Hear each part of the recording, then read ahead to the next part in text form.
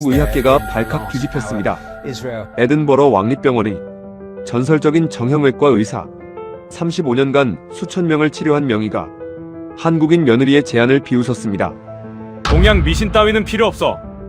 하지만 12주 후 그는 며느리 앞에서 무릎을 꿇었습니다. 30년간 그를 괴롭힌 관절염이 사라졌고 영국 의학저널은 긴급 게재를 결정했습니다. NHS는 즉각 전국 도입을 검토하기 시작했죠. 도대체 한국의 어떤 기술이 영국 의학계의 70년 편견을 무너뜨린 걸까요? 에든버러 영하 15도 한파 속에서 벌어진 충격의 90일 지금 바로 공개합니다. 영상 시작 전에 구독과 좋아요 버튼을 눌러주시고 지금 이 이야기를 어디에서 듣고 계신지도 댓글로 알려주세요. 그럼 바로 시작할게요. 안녕하세요. 저는 앨리스터 맥그리거입니다. 에든버러 왕립병원에서 35년간 정형외과 의사로 일해왔습니다. 제 손을 거쳐간 환자가 3,000명이 넘요. 스코틀랜드 의학회 평생 공로상도 받았고 동료들은 저를 전설이라 불렀어요. 하지만 아이러니하게도 저는 제 병을 고치지 못했습니다. 관절염이었어요. 퇴행성 관절염과 류머티즘이 동시에 왔죠. 40세부터 시작되어 지금까지 30년간 저를 괴롭혔습니다. 특히 11월이 되면 증상이 심해졌어요. 에든버러의 11월은 습하고 차갑습니다. 차가운 가을비가 끊임없이 내리고 습도는 85%를 넘나들죠. 이 날씨가 제 관절을 파고들었습니다. 매일 아침 침대에서 일어날 때가 가장 고통스러웠어요. 무릎이 굳어서 펴지지 않았고 5분 정도 침대 가장자리에 앉아서 관절을 풀어야 겨우 일어설 수 있었습니다. 계단을 내려가는 것은 지옥이었습니다. 한 계단씩 내려갈 때마다 무릎에서 날카로운 통증이 쏘아올랐어요. 제가 사는 곳은 에든버러 구시가지의 조지안 타운하우스입니다. 1820년에 지어진 3층 건물이죠. 문제는 바닥이 돌로 되어 있다는 겁니다. 11월 아침 맨발로 바닥을 밟으면 얼음장 같았습니다. 중앙난방 시스템은 있었지만 효율이 떨어졌어요. 라디에이터 열기는 천장으로만 올라가고 바닥은 항상 차갑습니다. 난방비는 한 달에 700파운드가 넘었지만 집은 여전히 추웠죠. 밤에는 더 심했습니다. 통증 때문에 하루 평균 3시간밖에 못 잤어요. 새벽 2시쯤 통증이 심해져서 깨고 그 후로는 뒤척이다가 아침을 맞았습니다. 진통제는 필수였어요. 하루 5알을 먹었지만 통증은 완전히 사라지지 않았습니다. 병원 동료들은 제 상태를 알고 있었습니다. 회진을 돌 때 절뚝거리는 모습을 숨길 수 없었거든요. 사실 저는 은퇴를 진지하게 고민하고 있었어요.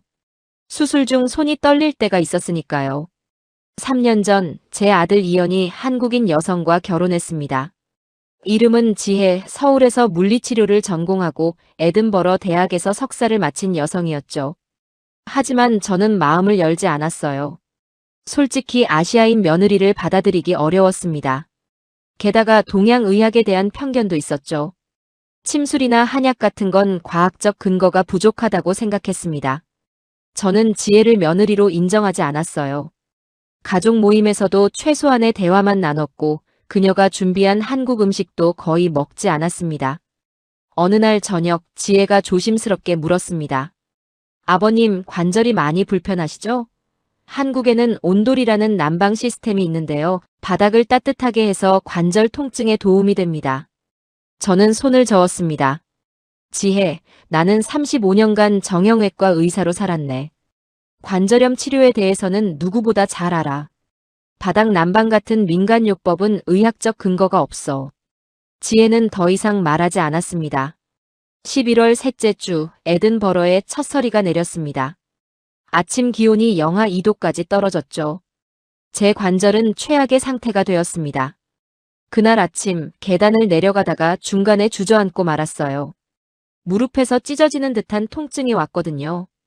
30분 동안 계단에 앉아 있어야 했습니다. 이연과 지혜가 급히 달려왔습니다. 아버지, 병원 가셔야겠어요. 괜찮아. 그냥 날씨 때문이야. 하지만 제 손은 떨리고 있었습니다. 그날 저녁 지혜가 다시 찾아왔습니다. 손에는 두꺼운 서류 묶음이 들려 있었죠. 아버님, 이것 좀 봐주세요. 한국 의학 논문들이었습니다. 온돌과 관절염 치료에 관한 연구 자료였어요. 저는 회의적으로 첫 장을 펼쳤습니다.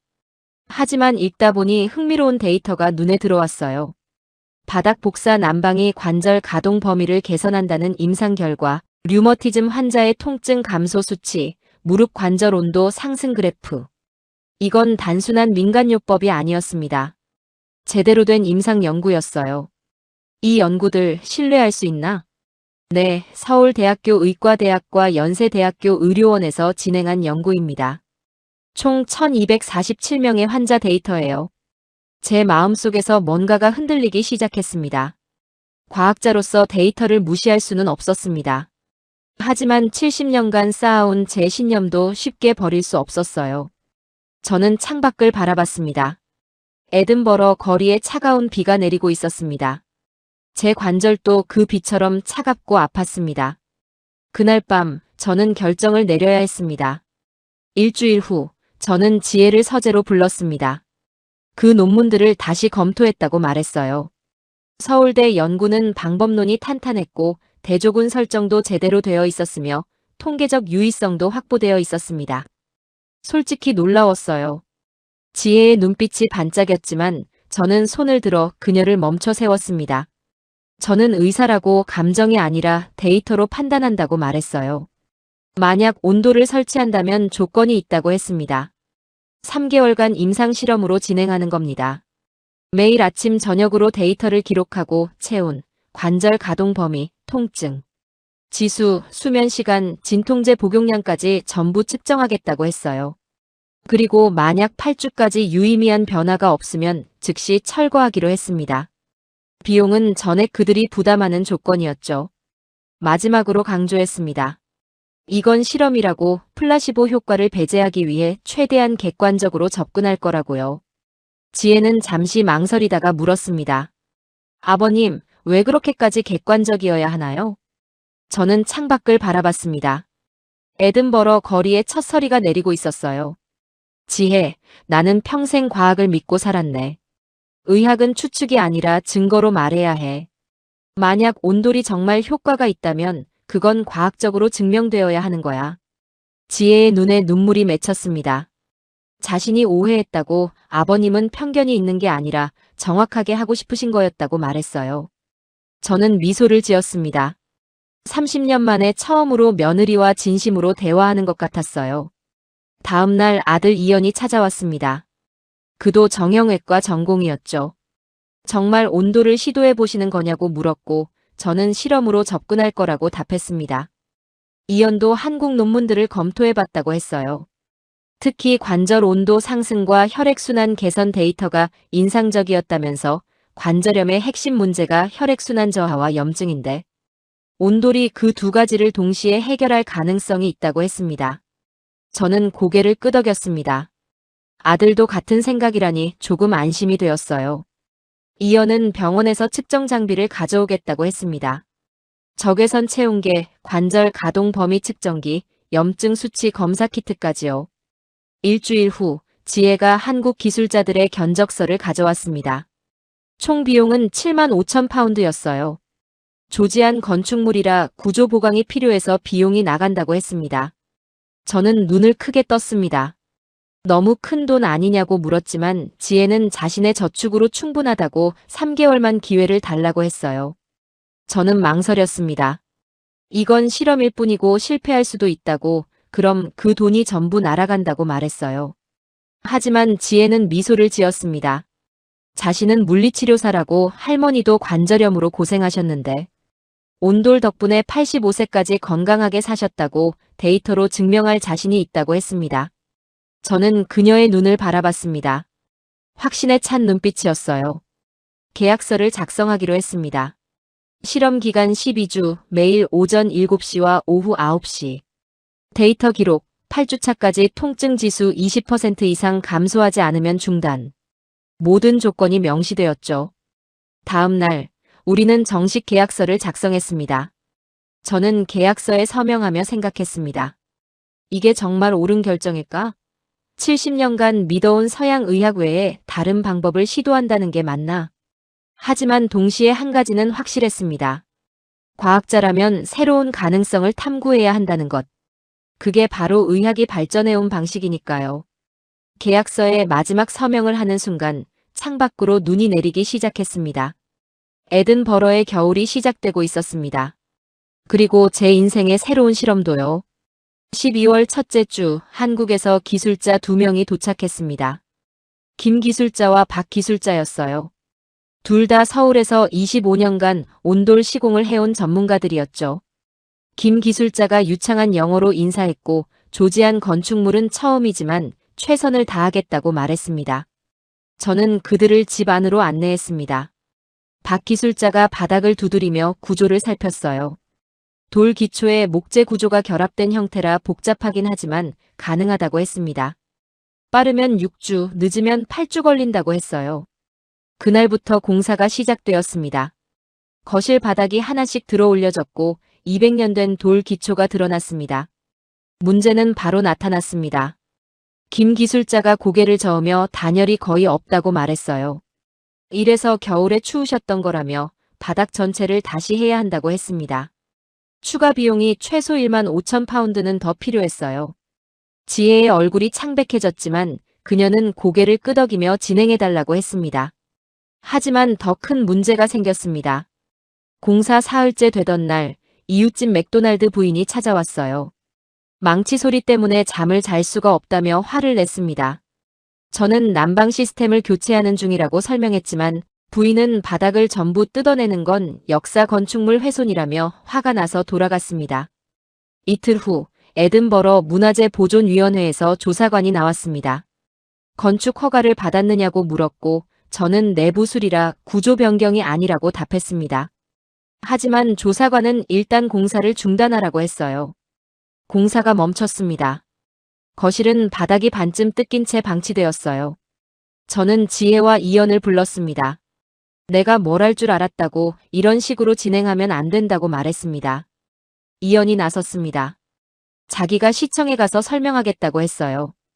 그는 건축 도면과 기술 서류를 준비해서 문화재 보존위원회를 찾아갔습니다. 3일 후 조건부 허가가 떨어졌습니다. 구조 변경 없이 난방 시스템만 교체한다는 확약서를 제출하고 완공 후 최종 검사를 받아야 했어요. 공사가 재개되었지만 이미 일주일이 지체되었습니다. 12월 중순 에든버러에 눈보라가 몰아쳤습니다. 기온이 영하 5도까지 떨어졌어요. 한국 기술자들은 추위 속에서도 묵묵히 작업했습니다. 하지만 저는 불안했어요. 이 추위에 공사를 계속하는 게 맞나 싶었고 기술자들이 다치면 어쩌나 걱정되었습니다. 지혜가 괜찮다고 한국에서는 겨울에도 공사한다고 안심시켰지만 저는 마음이 편치 않았습니다. 공사 3주차, 제 관절 상태는 더 나빠졌습니다. 바닥이 없으니 집이 더 추워졌거든요. 임시로 깐 합판 위를 걸어 다니는데 그게 더 불편했어요. 밤에는 통증이 극심해져서 진통제를 6알로 늘려야 했습니다. 병원 동료들도 제 상태를 걱정했습니다. 얼굴이 말이 아니라며 제대로 쉬고 있느냐고 물었어요. 저는 집에 공사 중이라 좀 불편할 뿐이라고 대답했습니다. 무슨 공사냐고 물으니 겨울에 공사하다니 미쳤느냐는 반응이 돌아왔죠. 저도 그 말이 맞다고 생각했습니다. 크리스마스가 일주일 앞으로 다가왔습니다. 보통은 가족들과 함께 보내는 따뜻한 시간이지만 올해는 달랐어요. 집은 공사장이었고 저는 통증으로 잠을 못 잤습니다. 크리스마스 이브 지혜가 조심스럽게 다가왔습니다. 이렇게 힘들게 해드릴 줄 몰랐다며 미안하다고 했어요. 저는 지혜의 손을 잡았습니다. 지혜, 자네는 잘못한 게 없어. 오히려 나를 위해 이렇게까지 해주는데 고맙지. 그날 밤 우리는 공사장 같은 거실에서 함께 크리스마스 저녁을 먹었습니다. 바닥은 합판이었고 추웠지만 마음만은 따뜻했어요. 12월 마지막 주 단열재 시공이 끝나고 온돌 파이프를 깔기 시작했습니다. 바닥 전체에 촘촘하게 배치된 파이프는 마치 거미줄 같았어요. 박 기술자가 설명했습니다. 이 파이프로 따뜻한 물이 순환하면서 바닥을 데우고 영하 15도에도 충분히 견딜 수 있다고 했어요. 저는 파이프를 내려다봤습니다. 과연 이게 제 30년 통증을 해결할 수 있을까? 의심과 기대가 교차했습니다. 새해 첫날 바닥 마감 작업이 시작되었습니다. 6주 만에 드디어 끝이 보이기 시작했어요. 거실은 타일로, 침실은 원목 마루로 깔렸습니다. 1월 둘째 주 보일러가 설치되고 시스템 점검이 끝났습니다. 김 기술자가 내일부터 가동한다고 말했어요.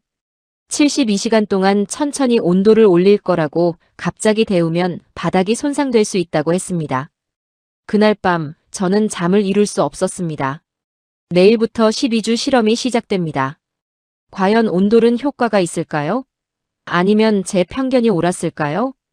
답은 곧 나올 것입니다. 1월 15일 오전 7시 김 기술자가 보일러를 켰습니다. 지금부터 72시간 동안 천천히 온도를 올린다고 했어요. 저는 노트를 펼쳤습니다. 실험 첫날이었죠. 첫날 아침 제 체온은 36.2도였고 통증은 여전히 10점 만점에 8점이었습니다. 밤에 겨우 3시간 잤고 진통제는 5알을 먹어야 했어요. 외부 기온은 영하 3도, 바닥 온도는 18도였습니다. 별다른 변화가 없었어요. 바닥이 미지근한 정도였습니다. 이연이 적외선 온도계로 바닥을 측정했습니다. 파이프 쪽은 22도까지 올라왔지만 전체적으로는 아직 낮다고 했어요. 당연했습니다. 200년 된 돌이 데워지려면 시간이 걸리겠죠. 사흘째 되는 날 바닥이 조금씩 따뜻해지기 시작했습니다. 맨발로 밟아보니 미지근한 온기가 느껴졌어요. 하지만 통증은 여전했습니다. 바닥은 24도까지 올랐지만 제 무릎은 여전히 아팠고 잠도 3시간 반밖에 못 잤어요. 일주일이 지났습니다. 저는 매일 아침 저녁으로 모든 걸 기록했어요. 체온, 관절 가동 범위, 통증, 수면의 질까지 전부요. 하지만 유의미한 변화는 없었습니다. 일주일째 되는 날 통증이 7.5점으로 아주 조금 줄어든 것 같았지만 확신할 수 없었어요. 수면은 여전히 3시간 반, 진통제도 5알 그대로였습니다. 병원에서 동료 의사 존 윌슨이 물었습니다. 앨리스터, 그 동양 난방은 효과가 있나? 아직 일주일밖에 안 됐어. 판단하기 이르지. 존은 웃으며 플라시보 효과 아니냐고, 바닥이 따뜻하면 기분이 좋아지니까 통증이 줄어드는 것처럼 느껴지는 거라고 했습니다. 저는 반박하지 않았습니다. 사실 저도 비슷한 생각을 하고 있었거든요. 12월 셋째 주 에든버러에 기상 관측 사상 최악의 한파가 몰아쳤습니다. 영하 15도까지 떨어졌어요. 50년 만의 기록이었죠. 거리는 얼어붙었고 수도관이 터지는 집이 속출했습니다. 하지만 제 집은 달랐어요. 바닥이 따뜻했습니다. 외부가 영하 15도인데도 집 안은 22도를 유지했죠. 그날 밤 저는 중요한 결정을 내렸습니다. 침대를 치우고 바닥에서 자보기로 한 겁니다. 지혜가 깜짝 놀랐습니다. 70세 노인이 바닥에서 자다니 몸에 무리가 가지 않겠느냐고 걱정했어요. 하지만 저는 고집을 부렸습니다. 지혜, 이건 온돌 실험이야. 온돌의 효과를 제대로 보려면 바닥에서 잡아야지. 사실 호기심도 있었습니다. 한국 사람들은 수천 년 동안 바닥에서 잤다고 하잖아요. 과연 어떤 느낌일까? 지혜는 한국에서 가져온 요와 이불을 깔아줬습니다.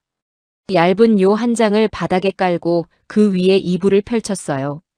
첫날 밤은 이상했습니다.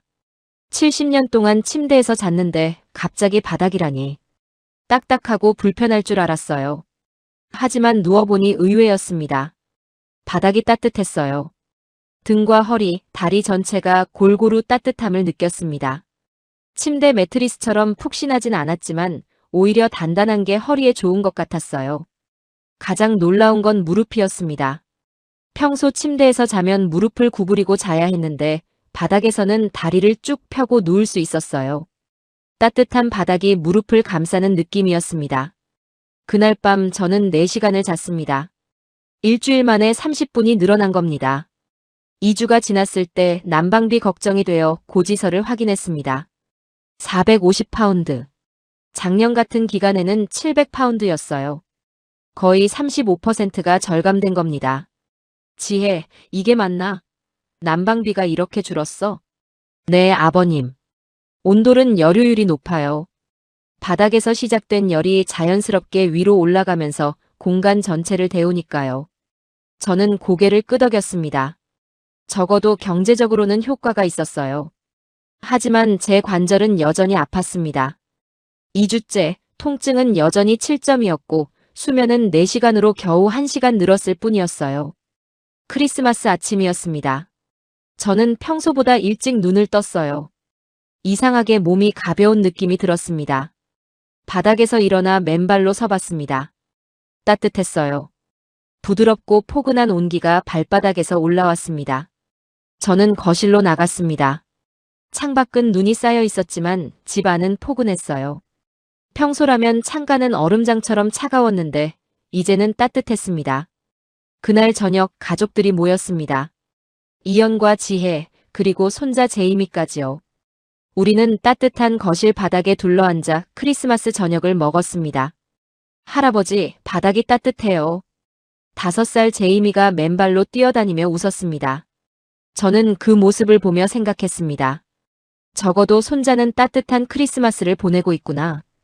크리스마스가 지나고 3주째에 접어들었을 때 통증이 6.5점으로 줄었고 수면은 4시간 반으로 늘었습니다. 아침에 바닥에서 일어날 때 몸이 조금 가벼운 느낌이 들었어요. 3주차가 끝나갈 무렵 저는 미세한 변화를 느끼기 시작했습니다. 아침에 일어날 때 관절이 덜 뻣뻣했어요. 여전히 아팠지만 예전처럼 5분씩 앉아있을 필요는 없었습니다. 이연이 병원 장비를 가져와서 정밀 검사를 했습니다. 무릎 관절 온도가 0.8도 상승했고 염증 수치가 미세하게 감소했다고 했어요. 통계적으로 유의미한 수준이냐고 물으니 아직은 아니지만 방향성은 긍정적이라고 답했습니다. 4주가 끝났을 때 제 통증은 6점으로 줄었고 수면 시간은 5시간으로 늘었습니다. 무릎 관절 온도는 33.2도에서 34도로 올랐고 염증 수치도 미세하게 감소했어요. 그리고 4주 만에 처음으로 진통제를 4알로 줄일 수 있었습니다. 하지만 저는 여전히 회의적이었어요. 이 정도 변화는 날씨 때문일 수도 있다고 한파가 끝나면서 자연스럽게 나아진 걸 수도 있다고 생각했습니다. 지혜는 아무 말도 하지 않았습니다. 그녀는 제가 스스로 깨닫기를 기다리고 있었던 거예요. 새해가 밝았습니다. 5주차로 접어들면서 저는 중요한 결정을 내려야 했습니다. 8주까지 유의미한 효과가 없으면 실험을 중단하기로 했으니까요. 아직 3주가 남았습니다. 과연 온돌은 제 30년 통증을 해결할 수 있을까요? 아니면 이 모든 게 시간 낭비였을까요? 답은 곧 나올 것입니다. 7주차가 시작되었습니다. 2월 초 에든버러의 봄 기운이 느껴지기 시작했어요. 낮 기온이 영상으로 올라갔지만 여전히 쌀쌀했습니다. 49일째 아침, 저는 평소처럼 바닥에서 눈을 떴습니다. 그런데 뭔가 이상했어요. 무릎이 덜 뻣뻣했습니다. 저는 잠시 멈춰 섰습니다. 혹시 착각인가? 천천히 다리를 펴봤어요. 평소 같으면 찌릿한 통증이 왔는데 오늘은 둔한 느낌만 있었습니다. 바닥에서 일어나 계단을 내려갔습니다. 놀라운 일이 벌어졌어요. 난간을 잡지 않고 내려갈 수 있었습니다. 30년 만에 처음이었어요. 저는 다시 올라갔다가 내려가 봤습니다. 통증이 확실히 줄어들었어요. 이연, 지혜. 저는 소리쳤습니다. 둘이 급히 달려왔죠. 계단을 내려갔어. 난간 없이. 이연의 눈이 커졌습니다. 다시 한번 해보라고 했고 저는 천천히 계단을 올라갔다가 내려왔습니다. 1계단, 2계단, 3계단. 통증은 있었지만 예전처럼 날카롭지 않았어요. 그날 제 통증은 5점으로 떨어졌고 밤에 6시간을 잤습니다. 아침에 바닥에서 일어날 때 관절이 굳는 시간도 5분에서 1분으로 줄었어요. 저는 믿을 수 없었습니다. 혹시 일시적 현상이 아닐까? 내일이면 다시 악화되지 않을까? 하지만 다음 날도 같았습니다. 50일째, 통증은 4.5점이었고 수면은 6시간 반으로 늘었습니다. 바닥에서 일어날 때 몸이 가볍게 느껴졌어요. 3일 연속 개선이 지속되었습니다. 저는 이연을 불러 정밀 검사를 했어요. 아버지, 무릎 관절 온도가 34.8도까지 올랐어요. 정상 범위입니다. 염증 수치는 20% 감소했어요. 통계적으로 유의미한 수준입니다. 저는 떨리는 손으로 노트에 적었습니다. 이건 플라시보 효과가 아니었어요. 실제로 제 몸이 변하고 있었습니다. 52일째, 저는 30년 만에 처음으로 진통제 없이 하루를 보냈습니다. 아침에 한 알도 먹지 않았는데 버틸 수 있었어요. 점심때쯤 약간 쑤셨지만 참을만 했습니다. 저녁까지 버텼습니다. 그날 밤 따뜻한 바닥에 누워 천장을 바라봤습니다. 30년 동안 매일 5알씩 먹던 진통제를 오늘은 한 알도 먹지 않았어요. 이게 정말 현실인가 싶었습니다.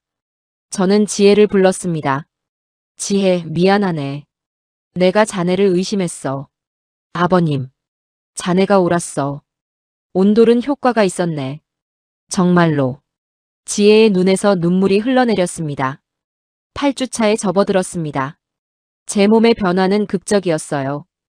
56일째가 되었을 때 제 통증은 3점까지 떨어졌고 밤에 7시간을 잤습니다. 진통제는 한 알도 먹지 않았어요. 계단 보행은 완전히 정상이 되었고 염증 수치는 35%나 감소했습니다. 관절 가동 범위도 15% 증가했죠. 저는 병원 동료 존 윌슨을 집으로 초대했습니다. 자네가 직접 확인해봐. 존은 회의적인 표정으로 들어왔어요. 신발을 벗고 거실을 걸어 다녔습니다. 바닥이 따뜻하고 균일하다고 말했어요. 10분이 지나자 그의 표정이 바뀌기 시작했습니다. 발목이 편해지는 것 같다고 했어요. 20분 후 존은 바닥에 앉았습니다. 자기도 관절염이 있는데 확실히 편하다고 했죠. 30분 후 존은 저를 똑바로 쳐다봤습니다. 미안하네, 앨리스터. 내가 자네를 비웃었어. 이건 진짜야. 저는 미소를 지었습니다. 존, 이건 시작일 뿐이야. 나는 이 데이터를 논문으로 쓸 거네. 온돌의 정형외과적 효과에 대한 12주 임상 연구. 에든버러 의학회에서 발표할 거야. 존의 눈이 커졌습니다. 진심이냐고 물었고 저는 과학자라면 새로운 발견을 공유해야 한다고 답했습니다. 9주차, 저는 아침마다 조깅을 시작했습니다. 30년 만에 처음이었어요. 천천히 집 주변을 15분 정도 걷는 수준이었지만 그것만으로도 기적이었습니다. 이웃 맥도날드 부인이 놀라서 물었어요. 요즘 걸음걸이가 달라졌다고요. 저는 한국 바닥 난방이 제 관절염을 고쳤다고 말했습니다. 부인도 관절염이 있다며 관심을 보였어요. 집에 오셔서 체험해 보시라고 권했습니다. 10주차, 저는 병원 회진을 정상적으로 돌 수 있었습니다. 젊은 의사들이 놀라며 절뚝거리지 않으신다고 했어요. 저는 한국 온돌 덕분이라고 12주 임상 데이터를 모으는 중이라고 말했습니다. 그 말이 병원에 퍼졌고 정형외과 의사들이 관심을 보이기 시작했습니다. 11주차, 저는 논문 초안을 작성하기 시작했습니다. 제목은 바닥 복사 난방 온돌의 퇴행성 관절염 치료 효과 12주 단일 사례 연구였어요. 매일 기록한 데이터를 정리하고 그래프를 만들었습니다. 통증은 8점에서 2점으로, 수면 시간은 3시간에서 7시간으로, 염증 수치는 40% 감소, 진통제는 5알에서 0알로. 모든 지표가 극적으로 개선되었습니다. 이연이 논문을 검토하며 말했습니다. 이건 정말 놀라운 결과라고 BMJ에 투고해 보시는 게 어떠냐고요. 저는 영국 의학 저널은 과하지 않냐고 했지만 이연은 비약물 치료법으로 이 정도 효과는 드물다고 했습니다. 12주차 마지막 날이 왔습니다. 84일째, 제 통증은 2점까지 떨어졌고 밤에 7시간 반을 잤습니다. 진통제는 한 알도 먹지 않았고 계단 보행은 완전히 정상이었어요. 20분 동안 조깅도 할 수 있었습니다. 염증 수치는 42% 감소했고 관절 가동 범위는 25% 증가했죠. 저는 지혜와 이연을 거실로 불렀습니다. 우리는 따뜻한 바닥에 둘러앉았어요. 12주가 끝났네. 자네들 덕분에 나는 30년 만에 새 인생을 얻었어. 지혜가 눈물을 흘렸습니다. 아버님, 이제 저를 며느리로 인정해 주시나요? 저는 지혜를 껴안았습니다. 자네는 이미 내 딸이야. 그것도 자랑스러운. 그날 밤 우리는 따뜻한 거실 바닥에 둘러앉아 축배를 들었습니다. 12주간의 여정이 끝났습니다. 하지만 진짜 이야기는 이제 시작이었어요. 3월이 왔습니다.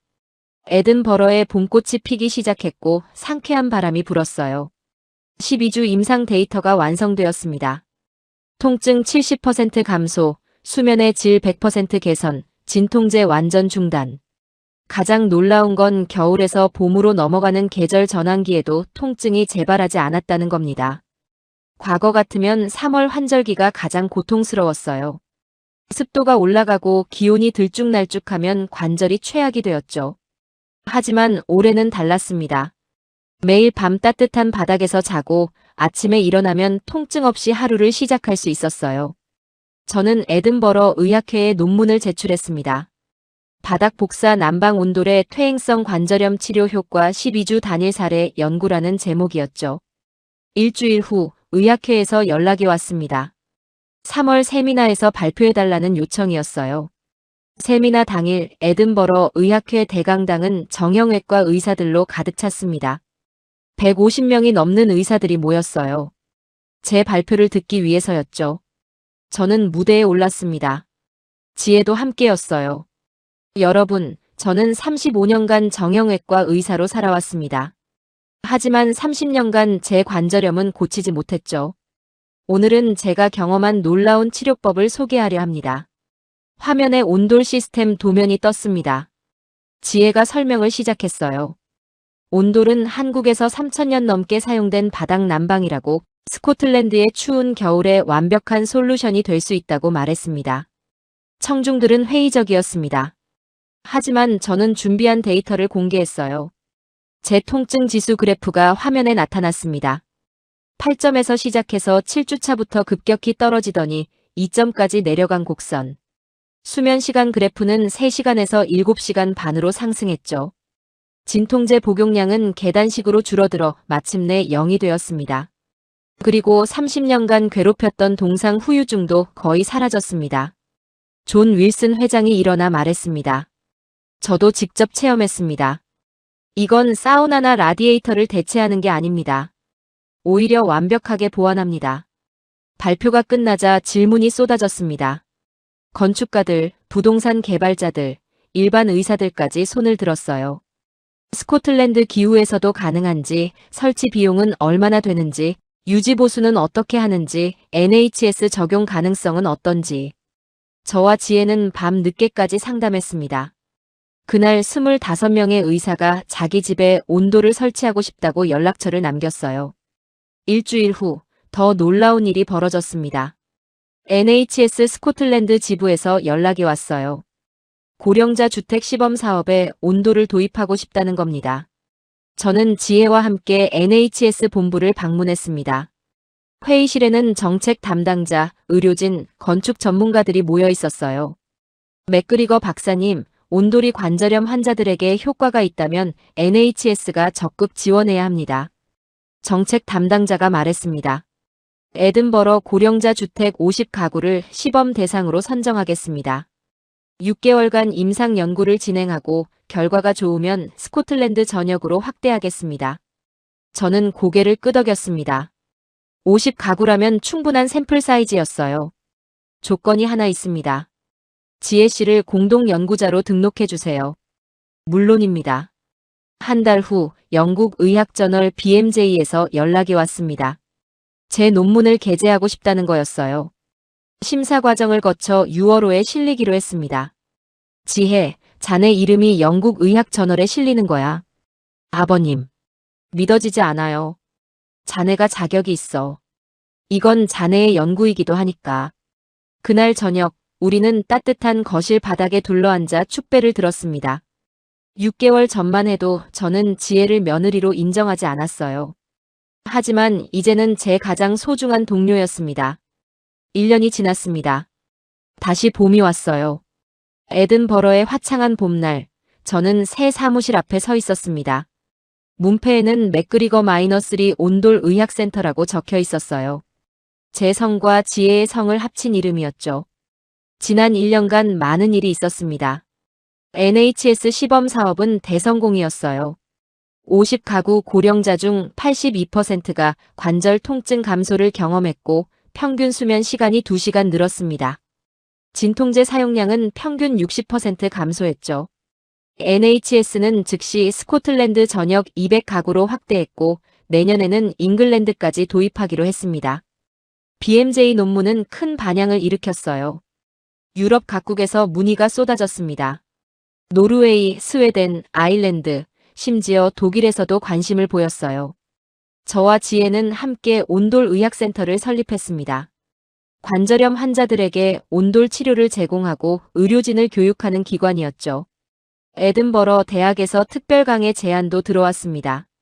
동서의학의 융합 온돌 사례 연구라는 과목이었어요. 저와 지혜가 공동으로 강의하기로 했습니다. 가장 뜻깊었던 건 왕립의학회에서 받은 상이었습니다. 혁신의학상이라는 이름으로 새로운 치료법을 발견한 의료인에게 주는 상이었어요. 시상식 날 저는 무대에 올라 말했습니다. 이 상은 제 것이 아닙니다. 제 며느리 지혜의 것입니다. 그녀는 제게 온돌만 준 게 아니었습니다. 열린 마음을 주었습니다. 전통을 지키는 것도 중요하지만 더 나은 미래를 위해 배우는 것도 필요하다는 걸 가르쳐줬죠. 청중이 기립박수를 쳤습니다.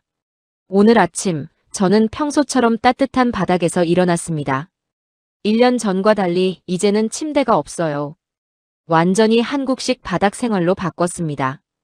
요 한 장을 깔고 자는데 이게 침대보다 훨씬 편했어요. 무릎도 허리도 어깨도 아프지 않았습니다. 30년 만에 처음으로 통증 없는 아침을 맞았어요. 저는 거실로 나갔습니다. 손자 제이미가 바닥에서 장난감을 가지고 놀고 있었어요. 할아버지, 저도 할아버지처럼 바닥에서 잘래요. 그래, 제이미. 바닥이 따뜻하고 좋지? 네. 우리 집 바닥이 최고예요. 저는 웃었습니다. 손자는 태어날 때부터 온돌에서 자랐어요. 그 아이에게는 이게 당연한 거였죠.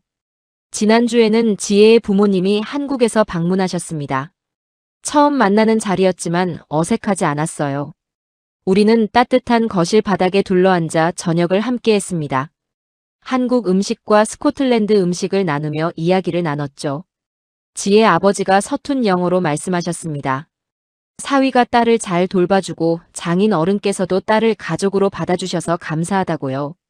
저는 고개를 숙였습니다. 제가 늦게 깨달은 것에 감사해야죠.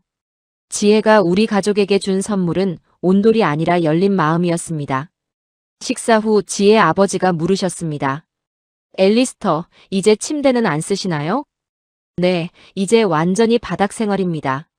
70년 동안 침대에서 잤는데 이제 와서 바뀔 줄은 몰랐죠. 바닥이 더 편하세요?